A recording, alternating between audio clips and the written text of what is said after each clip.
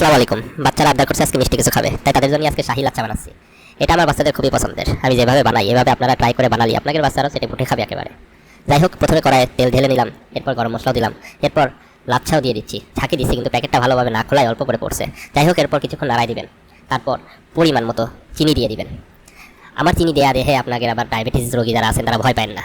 আমার বাচ্চারা একটু মিষ্টি বেশি খাই জন্য এত দিলাম, আপনারা পরিমাণ মতো দিলে পারেই হবে। এরপর ভালোভাবে চিনি, সেমাই, তেল, মশলা মিক্স করে নাড়তে হবে। একটু ভাজা ভাজা হলুদ হলুদ ভাব না আসা পর্যন্ত কিন্তু নাড়তে হবে। এবার দুধ জ্বালাতে হবে, সাথে গরম মশলা আর একটা কনডেন্স মিল্কের অর্ধেক দুধের মধ্যে দিয়ে দিতে হবে। এরপর পরিমাণ মতো কাস্টার্ড পাউডারও দিয়ে দিতে হবে। এরপর ভালো করে নাড়ায়ে মিক্স করে নিতে হবে। জ্বালায় মোটামুটি ঘন বানায় ফেলতে হবে। একেবারে বলক উঠে গেছে আর অনেকটা ঘন হয়ে গেছে, এরকম ঘন না হওয়া পর্যন্ত এভাবে করে নাড়াতে হবে।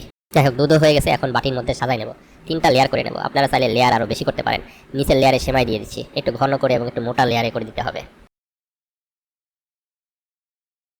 এরপর তার উপরে দুধের লেয়ারটা ভালো করে ছড়া দিতে হবে, যেন একটা কোনো বাদ না থাকে, এবং এই দুধের লেয়ারটা একটু মোটা করে দিতে হবে। যত মোটা করে দিবেন খেতে কিন্তু তত ভালো লাগবে।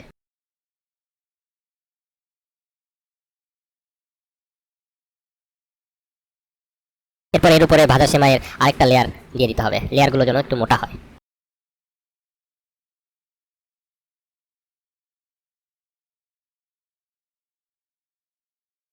এরপরে উপরে বাদাম ছড়া দিলাম, আপনারা কাজু বাদাম দিতে পারেন। আমার বাসায় কাজু বাদাম ছিল না, তাই চীনা বাদাম দিয়ে কাজ ছাড়াই দিছি। এরপর সাথে কিশমিশও ছড়া দিলাম। সবকিছু দেওয়া হয়ে গেলে ফ্রিজে আধা ঘন্টার জন্য রেখে দিতে হবে। লেয়ারগুলো একটু জমাট বাঁধে গেলে এরপর বের করে আনতে হবে।